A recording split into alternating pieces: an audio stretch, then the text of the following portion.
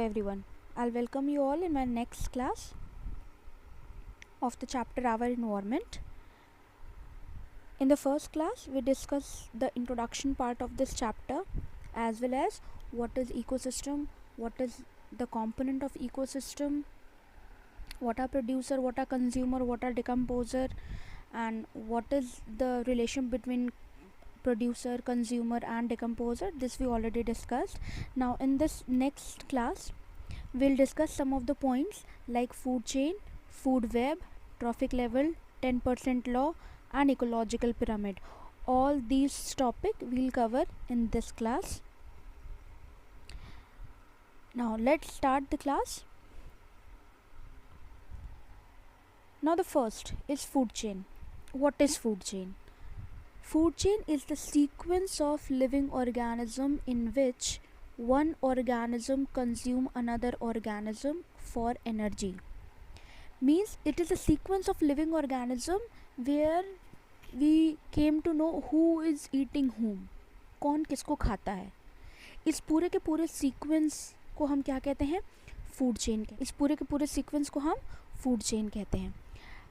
जैसे कि इस एग्जाम्पल में लोकस्ट हमारा प्राइमरी कंज्यूमर है जो कि इस प्रोड्यूसर मेज को खाता है. आपने प्रोड्यूसर कंज्यूमर वाला कॉन्सेप्ट पहले वाले क्लास में देखा था. तो अब ये लोकस्ट मेज को क्यों खा रहा है? इसलिए खा रहा है क्योंकि लोकस्ट को एनर्जी चाहिए. लोकस्ट ने मेज को खाया और उसको एनर्जी मिली. अब इसको लिजर्ड क्यों खाएगी? क्योंकि लिजर्ड को एनर्जी चाहिए. और लिजर्ड को स्नेक क्यों खाएगा? क्योंकि स्नेक को एनर्जी चाहिए. तो ये क्या है?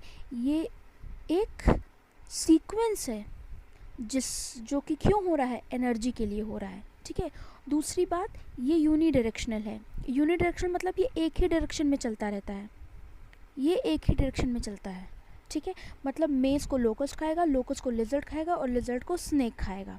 ठीक है. तो इसलिए हम ये कह सकते हैं कि ये सिंगल डायरेक्शनल में ऑपरेट होता है, ये यूनी डायरेक्शनल होता है. ठीक है. Now another point, food chain. Various steps where transfer of energy takes place and that is called trophic level. अब trophic level क्या है? Steps involved in food chain. What is trophic level?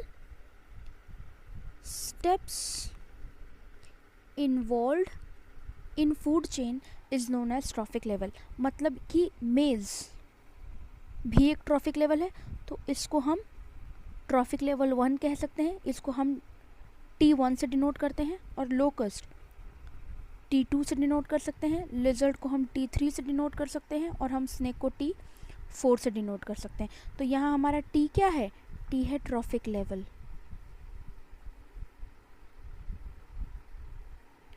Okay. So in this slide we concluded about food chain, क्यों unidirectional होता है और क्या होता है ट्रॉफिक लेवल.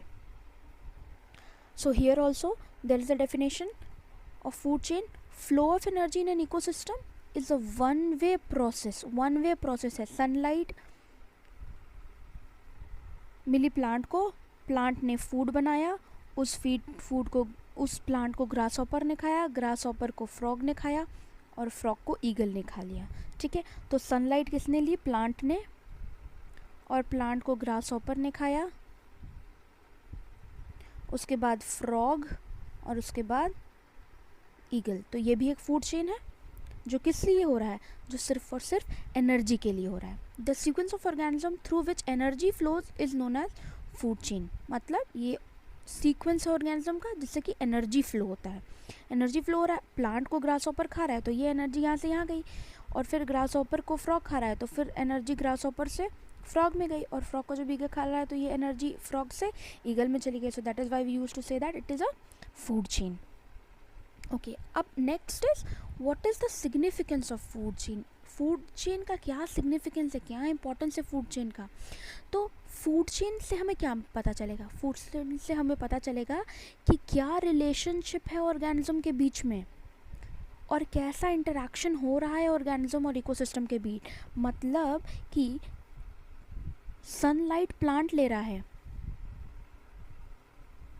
ठीक है. सनलाइट प्लांट ले रहा है और प्लांट को कौन खा रहा है? ग्रास हॉपर खा रहा है. तो आपको ग्रास हॉपर और प्लांट के बीच में क्या रिलेशनशिप मिला? आपको ये मिला कि ग्रास हॉपर जो है वो प्लांट को खा रहा है. ठीक है, तो ये इसका रिलेशनशिप है, मतलब कि प्लांट हमारा ट्रॉफिक लेवल 1 पे आ गया और ग्रासहॉपर हमारा ट्रॉफिक लेवल 2 पे आ गया।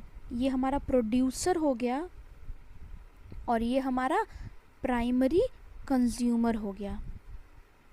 ठीक है, जिसको आप हर्बीवोर भी कह सकते हैं। ठीक है, ये हर्बीवोर होगा। Clear? So this is the first significance is clear. Now second, it also helps in understanding the mechanism of energy flow and circulation of matter in ecosystem. Okay, it also helps understanding mechanism of energy flow and circulation of matter in ecosystem. Okay ये आपको बताता है कि किस तरीके से energy flow हो रही है और किस तरीके से मैटर सर्कुलेट हो रहा है इकोसिस्टम में। आपने इकोसिस्टम में पढ़ा था कि बायोटिक और एबायोटिक कंपोनेंट जब इंटरैक्ट करते हैं तो वो इकोसिस्टम बनाते हैं। ठीक है, तो इकोसिस्टम में किस तरीके से सारे के सारे बायोटिक कंपोनेंट मतलब प्रोड्यूसर, कंज्यूमर, डिकम्पोजर किस तरीके से रिलेटेड हैं और किस तरीके से ये एबायोटिक कंपोनेंट से रिलेट कर रहे हैं, ये सारा का सारा किस में आता है? फूड चेन में आता है। ठीक है, next, it also helps in understanding the movement of toxic substance. Also helps in movement of toxic substance, जैसे कि अब प्लांट में जो टॉक्सिक सब्सटेंस है, अगर ग्रासहॉपर उनको खाएगा तो टॉक्सिक कहाँ आ जाएगा? ग्रासहॉपर में। और ग्रासहॉपर में अगर जितना भी टॉक्सिक सब्सटेंस है, अगर इस ग्रासहॉपर को ये फ्रॉग खाएगा तो टॉक्सिक सब्सटेंस कहाँ आ जाएगा? फ्रॉग में आ जाएगा। तो ये भी हमें पता चलता है इससे। Now another topic is types of food chain. कितने तरीके के फूड चेन होते हैं? तो हमारे इकोसिस्टम में या हमारे इन्वायरमेंट में 2 तरीके के फूड चेन प्रेजेंट होते हैं, grazing food chain and detritus food chain. Grazing food chain हमारा स्टार्ट होता है प्रोड्यूसर से। ग्रेजिंग हमारा कहाँ से स्टार्ट होता है? प्रोड्यूसर से। और डेट्रिटस स्टार्ट होता है डेड रिमेन्स से। ठीक है, आप नाम से भी निकाल सकते हैं, सैप्रोफिटिक फूड चेन, मतलब ये कहाँ से स्टार्ट होगा? माइक्रो ऑर्गेनिज्म इन स्पेन वो एक्ट करेंगे। ठीक है, ग्रेजिंग फूड चेन हमारा 2 तरीके का होता है, प्रीडेटर फूड चेन और पैरासिटिक फूड चेन। ना what is predator food chain? Predator food chain मतलब सनलाइट लिया प्लांट ने फूड बनाया, उस प्रोड्यूसर को, उस प्लांट को हर्बीवोर ने खाया, हर्बीवोर से कार्निवोर में गया या ओमनिवोर में गया, तो इस तरीके के फूड चेन को हम कहते हैं प्रीडेटर फूड चेन। अब पैरासिटिक फूड चेन क्या होता है? पैरासाइट्स आपने पढ़ा है, वो ऑर्गेनिज्म जो किसी लिविंग ऑर्गेनिज्म के या तो बॉडी के ऊपर या उनके अंदर रहते हैं, तो उनको हम क्या बोलते हैं? Parasitic food chain. Okay, so grazing food chain, the producer glean plant depend on sunlight and producer are consumed by herbivore animal that is eat plants and they are consume by carnivore. तो वही मैंने आपको बताया, producer से herbivore में जाएगा, herbivore से carnivore में आएगा। तो इस तरीके का जब फूड चेन होता है तो उसको क्या बोलते हैं? ग्रेजिंग फूड चेन कहते हैं। ठीक है, इसमें आपका वो वाला भी एग्जाम्पल आ जाएगा कि सनलाइट से प्लांट में आया। ठीक है, प्लांट को ग्रासहॉपर ने खाया, ग्रासहॉपर को फ्रॉग ने खाया और फ्रॉग को ईगल ने खा लिया। तो ये एग्जाम्पल भी हो गया आपका। Now another is detritus food chain. Now what is detritus food chain? The type of food chain initiated by microorganism, जो शुरू ही होता है माइक्रो ऑर्गेनिज्म से, जैसे कि बैक्टीरिया एंड फंजाई, तो उस टाइप के फूड चेन को हम कहते हैं detritus food chain। इसमें dead bodies of animal,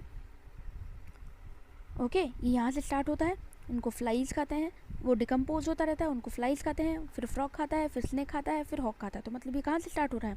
dead bodies में। और यहाँ इन डेड बॉडीज़ में कौन प्रेजेंट है?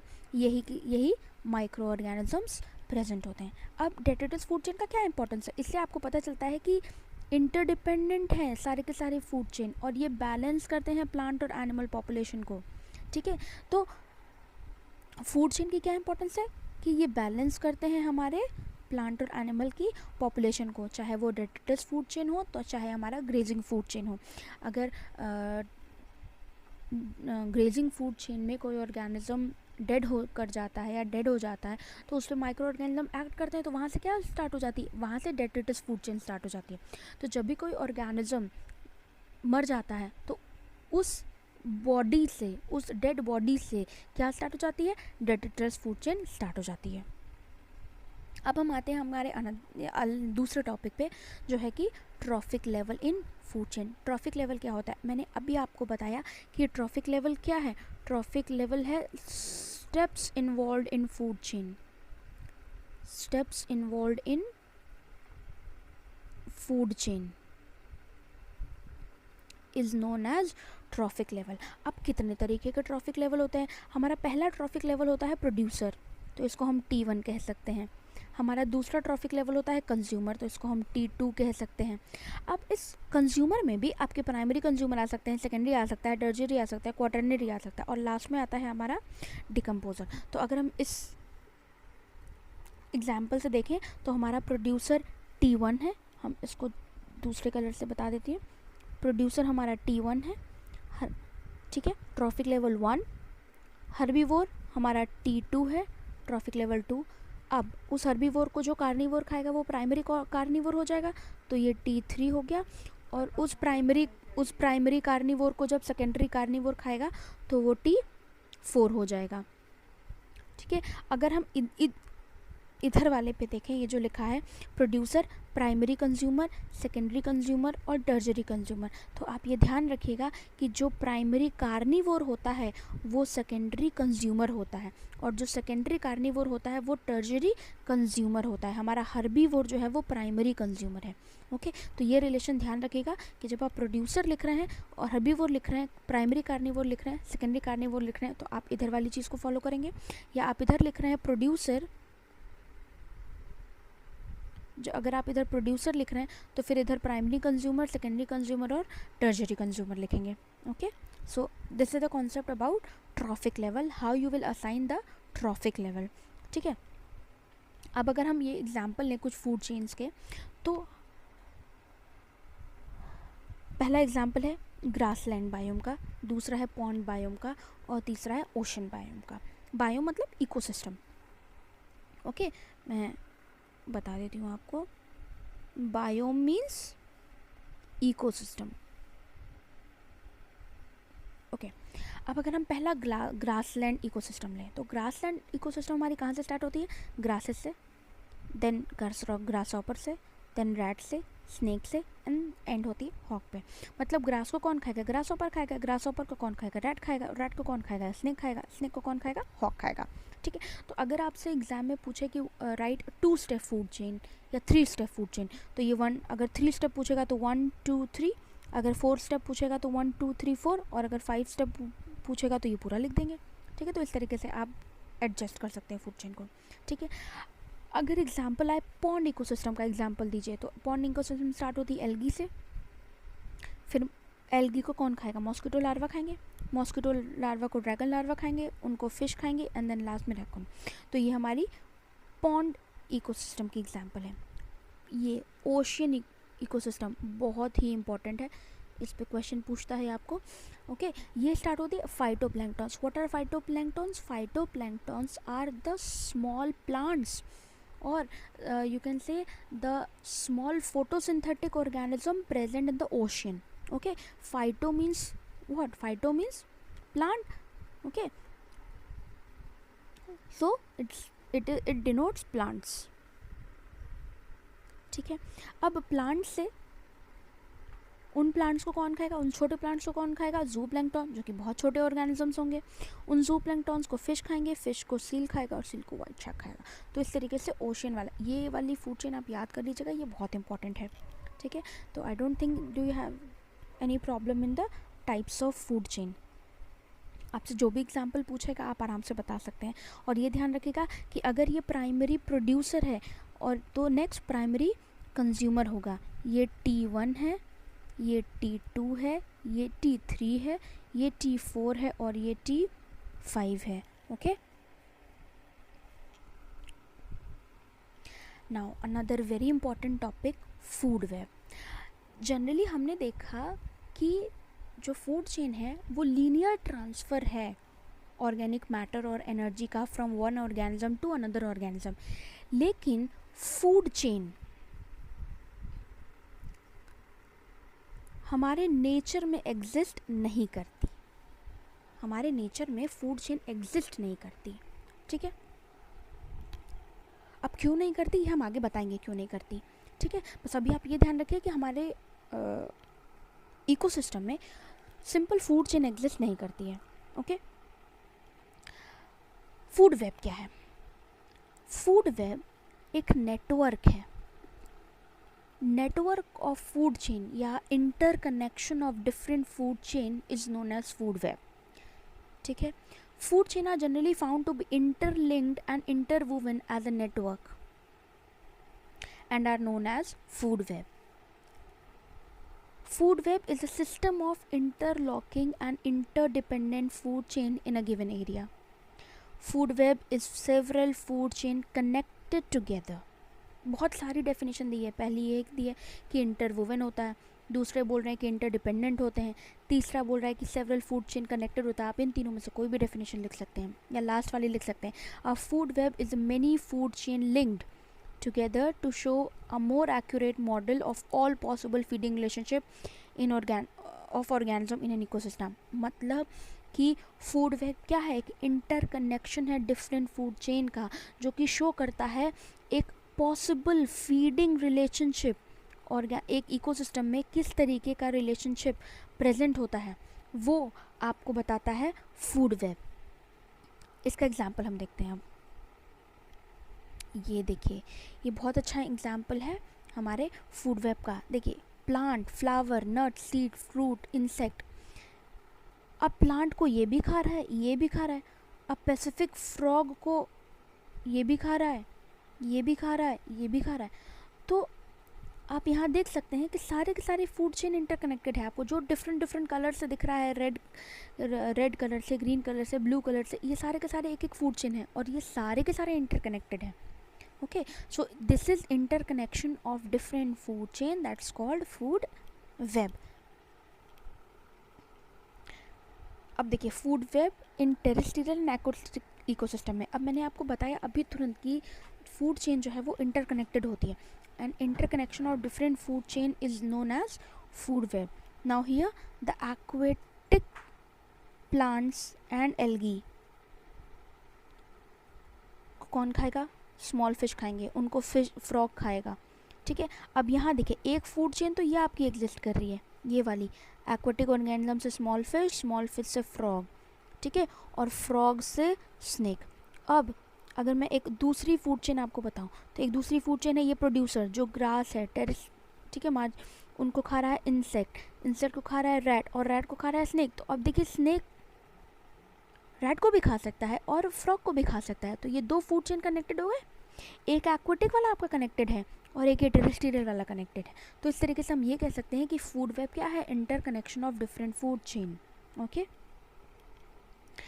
अब बहुत important question, what is the difference between food chain and food web? एक एक पॉइंट को अब हम लोग ध्यान से देखते हैं। फूड चेन, फर्स्ट पॉइंट क्या कह रहा है हमारा? Food chain is the linear sequence, linear word ध्यान रखिएगा। Food chain is the linear sequence of organism through which nutrient and energy flows from one organism to another organism. ये एक single direction में जा रहा है, मतलब कि एक लीनियर ट्रांसफ़र है जिससे कि एनर्जी और न्यूट्रिएंट फ्लो करता है ऑर्गेनिज्म में। आपने देखा है, प्लांट से फ्रॉग,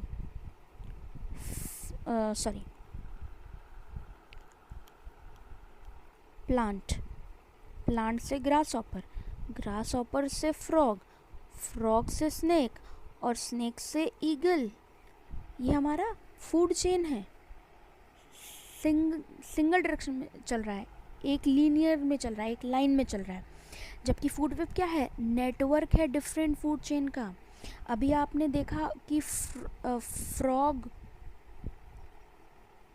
को स्नेक खा रहा है, ठीक है, और स्नेक किसी और ऑर्गेनिज्म को भी खा सकता है, ठीक है। तो हम ये क्या कह रहे हैं कि ये डिफरेंट फूड चेन है जो कि इंटरकनेक्टेड है। फर्स्ट पॉइंट क्लियर कि ये लीनियर होता है और दूसरा नेटवर्क होता है। दूसरा point, it consist of only one straight chain. ये मैंने आपको बता दिया कि ये एक सिंगल स्ट्रेट चेन में चल रहा है, जैसे ये एग्जांपल मैंने आपको दिया ऊपर वाला। अब ये second point, in food web it consist of many interconnected food chain. ये भी मैंने आपको बताया, अभी हम लोगों ने पीछे वाले एग्जांपल में ये देखा कि ये बहुत सारे जो फूड चेन है वो इंटरकनेक्टेड है। नाउ द थर्ड पॉइंट, ये बहुत इंपॉर्टेंट पॉइंट है, ये वाला पॉइंट बहुत इंपॉर्टेंट है। If one group of organism disturb the whole food chain become unstable. मतलब अगर हम इस एग्जाम्पल से देखें, ये जो मैंने अभी आपको एग्जाम्पल दिया, प्लांट से ग्रास ऑपर से फ्रॉग से स्नेक से ईगल। अगर हम सपोज कर लें कि यहाँ फ्रॉग नहीं है, फ्रॉग एब्सेंट हो गया, फ्रॉग हो गया हमारा एब्सेंट, फ्रॉग नहीं है, ठीक है, तो क्या होगा, स्नेक को फूड नहीं मिलेगा, स्नेक की पॉपुलेशन धीरे धीरे कम होती जाएगी और ग्रास की पॉपुलेशन धीरे धीरे बढ़ती जाएगी। यही होगा कि ग्रास की पॉपुलेशन बढ़ती जाएगी और स्नेक की पॉपुलेशन कम होती जाएगी। क्यों कम होती जाएगी? क्योंकि स्नेक को खाना नहीं मिलेगा और ग्रास को कोई खाने वाला नहीं होगा, क्योंकि फ्रॉग तो है नहीं तो ग्रास को कोई खाएगा नहीं और स्नेक को फूड नहीं मिलेगा। अगर ये फूड चेन एग्जिस्ट कर रही है तो क्लियर। अब फूड वेब में देखते हैं, the food web does not become unstable by the removal of one group of organism. अब अगर हम यही कहें फ्रॉग नहीं है तो स्नेक कुछ और भी तो खा सकता है। जैसे अगर हम अपना ही माने कि घर में कुछ ऐसी चीज़ बनी है, ठीक है, जो हमको नहीं पसंद है, तो हम कुछ और खाएंगे, कुछ और खाएंगे, हमारा फूड चेन अनस्टेबल तो नहीं रहेगा। तो उसी तरीके से आप कह सकते हैं कि फूड चेन में अगर एक ऑर्गेनिज्म एब्सेंट होता है तो पूरी की पूरी फूड चेन डिस्टर्ब हो जाती है। लेकिन फूड वेब में अगर एक ऑर्गेनिज्म एब्सेंट हो जाए तो नेक्स्ट वाले ऑर्गेनिज्म के पास ऑप्शन होता है खाने के लिए। यहाँ स्नेक के पास ऑप्शन है खाने के लिए, अगर फ्रॉग ना हो तो। Third point clear. Now fourth point, food chain consist of only 4 to 5 trophic level. Food chain में सिर्फ और सिर्फ 4 से 5 ट्रॉफिक लेवल एग्जिस्ट कर सकते हैं, लेकिन फूड वेब में बहुत सारे ट्रॉफिक लेवल प्रेजेंट होते हैं, ठीक है। ये जनरली 4 से 5 स्टेप ही होता है, और क्यों होता है हम आगे बताएंगे, क्योंकि एनर्जी डिक्रीज होती रहती है, ठीक है। लेकिन फूड वेब में बहुत सारे ट्रॉफिक लेवल होते हैं। Last point, food chain can be grazing food chain and detritus food chain. आपने फूड चेन के 2 टाइप पढ़े, लेकिन फूड वेब में इस तरह के कोई टाइप नहीं होता है, क्योंकि सारे के सारे इंटरकनेक्टेड होते हैं। So this topic, the difference between food chain and food web, is very important and frequently asked in the examination। 3 marker question तो बहुत important है ये, कि what is the difference between food chain and food web। definition भी आती है, आपको difference भी पूछा जाता है, उसके बाद आपसे example भी पूछा जा सकता है। so ये बहुत important टॉपिक है। आप यहाँ भी देख सकते हैं कि एग्जाम्पल दे रखा है food chain versus food web. यहाँ पे वो कॉन्सेप्ट अगर हम लगा के देखें कि सपोज यहाँ पे ये टर्जरी कंज्यूमर स्नेक नहीं होगा तो फूड चेन पूरी की पूरी डिस्टर्ब हो जाएगी। लेकिन अगर यहाँ बटरफ्लाई नहीं है तो बटरफ्लाई को कौन खा रहा है? बटरफ्लाई को फ्रॉग खा रहा है, तो फ्रॉग कुछ और भी खा सकता है, फ्रॉग ड्रैगन फ्लाई को खा लेगा अगर बटरफ्लाई नहीं अवेलेबल है तो। ओके अब अगर यहाँ पे रैबिट अवेलेबल नहीं है तो यहाँ पे फॉक्स माउस को खा लेगी, ठीक है, इस बर्ड को खा लेगी। तो यहाँ फूड वेब एग्जिस्ट करेगी लेकिन फूड चेन एग्जिस्ट नहीं करेगी अगर एक ऑर्गेनिज्म एब्सेंट हो जाए तो। अब हम आते हैं हमारे दूसरे इम्पॉर्टेंट टॉपिक पे, जो है 10% लॉ। बहुत ही इम्पॉर्टेंट है और एग्ज़ाम पॉइंट ऑफ व्यू से तो बहुत ज़्यादा इम्पॉर्टेंट है, इस पे क्वेश्चन डेफिनेटली आता है। अब 10% लॉ है क्या? The 10% law for the transfer of energy from one trophic level to another वो इंट्रोड्यूस बाय रेमंड लिंडमैन। ये ध्यान रखिएगा, 1 मार्क में क्वेश्चन पूछा जा सकता है कि 10% लॉ किसने दिया। तो 10% लॉ दिया रेमंड लिंडमैन ने, कब दिया? 1942 में। अब देखते हैं ये लॉ है क्या।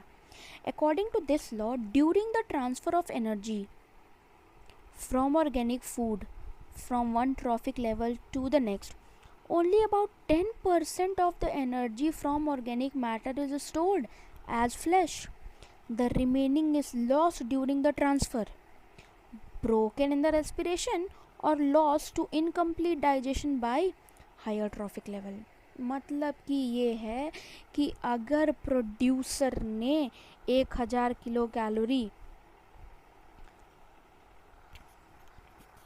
बनाई है, अगर मतलब उसके पास 1000 किलो कैलोरी है, तो वो उसका 90% कंज्यूम कर लेगा for its growth, development and respiration, और सिर्फ 10% ही प्राइमरी कंज्यूमर को अवेलेबल है। आप देख सकते हैं यहाँ पे कि 100 किलो कैलोरी इस प्राइमरी कंज्यूमर के पास अवेलेबल है। अब प्राइमरी कंज्यूमर को मिली कितनी, 100 किलो कैलोरी, तो अब वो क्या करेगा, उसका 90% कंज्यूम कर लेगा, और कितनी प्रेजेंट होगी, सिर्फ और सिर्फ 10 किलो कैलोरी उसके पास प्रेजेंट होगी। ठीक है, अब सेकेंडरी कंज्यूमर को मिला कितना, 10 किलो कैलोरी, अब वो उसका 90% कंज्यूम कर लेगा, और 10% किसको मिल जाएगी, टर्जरी कंज्यूमर को, और वो कितनी आएगी, 1 किलो कैलोरी। ठीक है, अब एक और एग्जांपल से देखते हैं हम, एक बार डेफिनेशन देख लें। 10% लॉ ये कहता है कि green plant capture 1% of energy. Green plant कितनी एनर्जी कैप्चर करते हैं, 1%। ठीक है, the flow of energy is unidirectional. ये तो बहुत ही इम्पॉर्टेंट टॉपिक है, जो कि आपके एग्ज़ाम के पॉइंट ऑफ व्यू से है, बहुत ही इम्पॉर्टेंट है। There is a gradual decrease in the amount of energy from one trophic level to the next. The energy available to each successive trophic level, successive मतलब आगे वाले trophic level पे, is 10% of previous level. Only 10% is transferred to the next trophic level, while 90% is used by present trophic level in its life process. अब एक example के through देखते हैं। हमने आपको एग्जाम्पल दिया किसका, प्लांट का। उस प्लांट को खाया किसने, ग्रास हॉपर ने। ग्रास हॉपर को किसने खाया, फ्रॉग ने। फ्रॉग को खाया स्नेक ने, और स्नेक को खाया ईगल ने। ये फूड चेन है हमारी, और यहाँ हम बना देते हैं सनलाइट, यहाँ बना देते हैं सन। प्लांट फोटोसिंथेसिस करेगा, ठीक है, तो सन की जितनी भी रेज पड़ रही होगी उसका प्लांट कितना परसेंट यूज़ कर सकता है, सिर्फ 1%। मतलब जितनी भी सोलर लाइट आ रही है उसका प्लांट कितना यूज़ कर पाएगा, सिर्फ और सिर्फ 1% यूज़ कर पाएगा। ठीक है, और प्लांट ने स्टोर कर लिया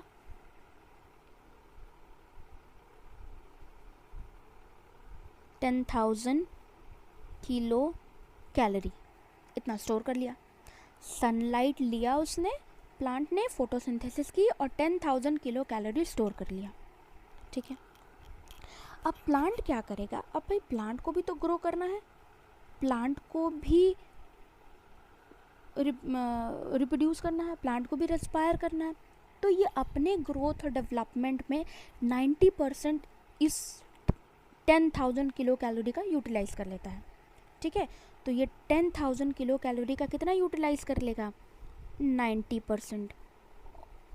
90% ये लिबरेट हो गया एज रेस्पिरेशन, हम मान लेते हैं।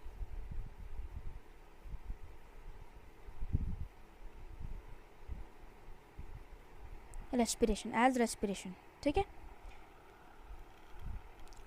तो बचा कितना, इसका 10% बच गया। 90% अगर रेस्पिरेशन में यूज़ हो गया तो बचा कितना, 10% बच गया इसके पास। ठीक है, 10% कितना हुआ, 1000।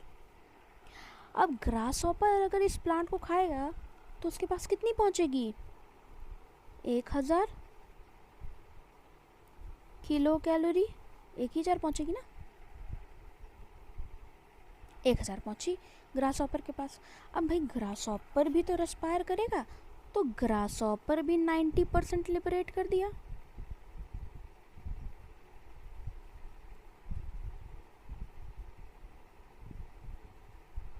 रेस्पिरेशन में। ठीक है, ग्रास हॉपर 90% रेस्पिरेशन में यूज़ कर लिया। अब 1000 का 90% यूज़ हो गया तो बचा कितना, 100। तो अगर फ्रॉग इस ग्रास हॉपर को खाएगा तो उसको कितना मिलेगा, 100 किलो कैलोरी। फ्रॉग भी कर देगा 90% रेस्पायर। आर मतलब रेस्पिरेशन, रेस्पायर कर देगा, तो कितनी बची 10। और स्नेक फ्रॉग को खाएगा तो कितनी मिलेगी इसको 10 किलो कैलोरी। ये भी 90% यूज़ कर लेगा, स्नेक भी रेस्पिरेशन में। तो ईगल को कितनी मिली 1 किलो कैलोरी। अब ईगल भी उसका 90% यूज़ कर लेगा। तो आप यहाँ देख रहे हैं कि धीरे धीरे एनर्जी क्या हो रही है, डिक्रीज हो रही है। तो जब आप सक्सेसिव ट्रॉफिक लेवल, मतलब जैसे जैसे आप ट्रॉफिक लेवल में आगे बढ़ते जाते हैं, अगर हम ट्रॉफिक लेवल को डिनोट करें, ये हमारा हो गया T1, ये हो गया T2, ये T2 हुआ ना, ये हुआ T3, ये हुआ T4 और ये हो गया T5, ये हो गया हमारा T5। तो जैसे जैसे हम ट्रॉफिक लेवल में आगे बढ़ते जा रहे हैं वैसे वैसे एनर्जी डिक्रीज हो रही है। तो decrease in energy, energy decrease हो रही है, ठीक है। तो इसीलिए हम कहते हैं कि the flow of energy is unidirectional.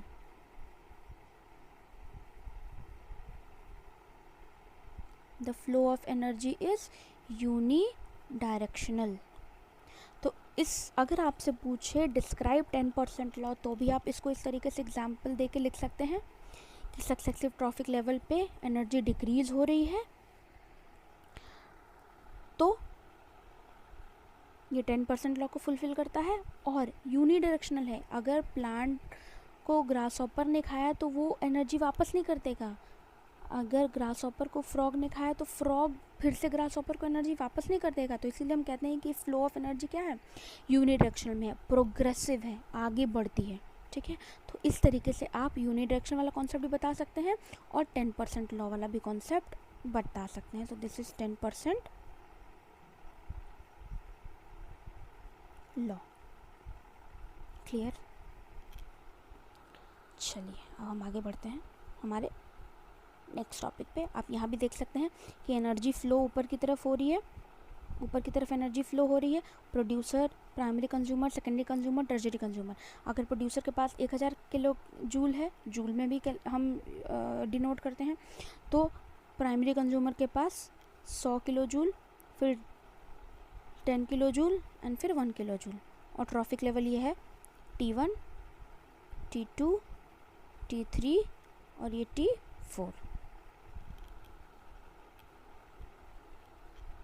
इसमें भी आप देख सकते हैं, इस एग्जाम्पल में भी प्राइमरी प्रोड्यूसर के पास 20,000 लिखा है, ये जो लिखा है ये 20,000 है। अब उसको प्राइमरी कंज्यूमर खाए तो 2000 kilo calorie, and then next पे 200, then 20 and then 2 kilo calorie, और बाकी सारे as in the form of heat liberate हो रही है, ओके। और अल्टीमेटली ये जब डेड हो जाएंगे तो कौन एक्ट करने लगेगा, डिकम्पोजर, ओके। इस एग्जाम्पल से भी आप देख सकते हैं कि 10 जूल एनर्जी थी प्लांट में, प्लांट को हर्बीवोर ने खाया तो कितनी एनर्जी बची, 1 जूल।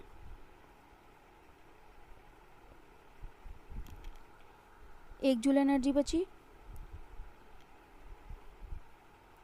और इस हर्बीवोर को जब कार्निवोर ने खाया तो 0.1 जूल एनर्जी बची। आप यहाँ से भी देख सकते हैं कि किलो जूल एनर्जी, इस तरीके से एनर्जी सक्सेसिव ट्रॉफिक लेवल पे डिक्रीज होती जाती है। Now next is ecological pyramid. What is ecological pyramid? आप ये जो डायग्राम, ये जो देख रहे हैं ना स्ट्रक्चर, इसी को हम बोलते हैं इकोलॉजिकल पिरामिड। मतलब कि ट्रॉफिक लेवल को जब आप अरेंज करते हैं एक ग्राफिकल रिप्रेजेंटेशन में, तो उसको हम क्या बोलते हैं, पिरामिड बोलते हैं। जब आप ट्रॉफिक लेवल को एक ग्राफिकल रिप्रेजेंटेशन देते हैं तो उसको हम इकोलॉजिकल पिरामिड कहते हैं। The trophic level and energy flow from one level to next. The trophic level and energy flow from one level to next can be graphically depicted using an ecological pyramid. 3 types of ecological pyramid, pyramid of number, pyramid of biomass and pyramid of productivity. तो आप जब pyramid इस trophic level को और energy flow को diagrammatically या graphically आप बनाते हैं तो उसको हम बोलते हैं इकोलॉजिकल पिरामिड। और ये पिरामिड 3 तरीके के होते हैं। ये पिरामिड हमारे 3 तरीके के होते हैं। पिरामिड ऑफ नंबर, जिसमें आप ऑर्गेनिज्म के नंबर को डिनोट करते हैं। पिरामिड ऑफ बायोमास, जिसमें आप उसको उसके बायोमास से डिनोट करते हैं। और प्रोडक्टिविटी मतलब कितनी एनर्जी प्रोड्यूस हो रही है। ठीक है, तो ये हो गया इकोलॉजिकल पिरामिड। आप इससे देख सकते हैं डिफरेंट टाइप्स ऑफ पिरामिड्स आ दिया, pyramid of number, pyramid of biomass and pyramid of energy. सबसे पहले हम जो सबसे सिंपल वाला है एनर्जी, ऑलवेज अपराइट, हमेशा पिरामिड कैसा होगा, अपराइट। नीचे से स्टार्ट करेंगे, T1, T2, T3। तो फर्स्ट ट्रॉफिक लेवल हमारा स्टार्ट होता है ग्रास से या प्लांट से या प्रोड्यूसर से, तो उसके पास सबसे ज़्यादा एनर्जी। फिर उससे कम सेकेंड ट्रॉफिक लेवल में, फिर उससे कम थर्ड ट्रॉफिक लेवल में। ठीक है, पिरामिड ऑफ बायोमास की बात है तो टेरेस्ट्रियल और एक्वेटिक इकोसिस्टम में तो ये अपराइट होता है, लेकिन मरीन इकोसिस्टम में ये इन्वर्टेड होता है। ये बहुत इंपॉर्टेंट क्वेश्चन है कि किस में ये इन्वर्टेड होता है। ठीक है, अगर हम अपराइट का एग्जांपल देखें तो बहुत पिरामिड ऑफ बायोमास, एक ट्री है उसका बायोमास कंपेयर करेंगे आप बर्ड से, तो बर्ड का उस बायोमास कम होगा। फिर उसमें बहुत सारे पैरासाइट होंगे तो उसका बायोमास कम होगा, तो ये भी अपराइट है। इन्वर्टेड कब होगा, मरीन इकोसिस्टम में। अब भाई ये T1 है, फाइटोप्लैंक्टन तो सबसे कम होंगे अगर उनका बायोमास कंपेयर करें हम तो। और T2 स्मॉल फिश का बायोमास फाइटोप्लैंक्टन से तो ज़्यादा ही होगा और लार्ज फिश का उनसे ज़्यादा होगा, तो ये इन्वर्टेड होता है। उसी तरीके से अगर हम नंबर की बात करें तो जो हमारे नॉर्मल इकोसिस्टम जो हमारे ग्रेजिंग फूड चेन होता है या हमारा जो नॉर्मल इकोसिस्टम होता है ग्रासलैंड इकोसिस्टम, उसमें अपराइट होता है। जैसे क्रॉप प्लांट उसको ज़्यादा होंगे, प्लांट ज़्यादा होंगे, ग्रास हॉपर का नंबर उससे कम, फ्रॉग का नंबर उससे कम, स्नेक का नंबर उससे कम और वल्चर का नंबर उससे कम। ठीक है, तो इस तरीके से ये T1, ये T2, ये T3, ये T4, ये T5। अब ये भी बहुत इम्पॉर्टेंट है कि पिरामिड ऑफ नंबर जो है वो ट्री इकोसिस्टम में इन्वर्टेड होता है। कैसे, अब अगर एक बड़ी सी ट्री है तो उसका नंबर क्या है, एक है ना, एक बड़ी सी ट्री है T1, वो प्रोड्यूसर है। अब उस पर खूब सारी बर्ड हैं तो बर्ड का नंबर बढ़ गया T2। अब अगर एक ट्री पर 50 बर्ड भी हैं तो ट्री का नंबर 1 और बर्ड का नंबर 50, और उस बर्ड्स पे कितने ज़्यादा पैरासाइट होंगे, उन ट्री पे कितने ज़्यादा पैरासाइट होंगे तो उसका नंबर तो उससे ज़्यादा हो जाएगा। तो ये क्या हो जाता है, इन्वर्टेड। तो आप ध्यान रखिएगा किस में इन्वर्टेड होता है और किस में अपराइट होता है। और नंबर का मतलब क्या है, बायोमास का मतलब क्या है, और एनर्जी का मतलब क्या है, या एनर्जी को आप प्रोडक्टिविटी भी कह सकते हैं।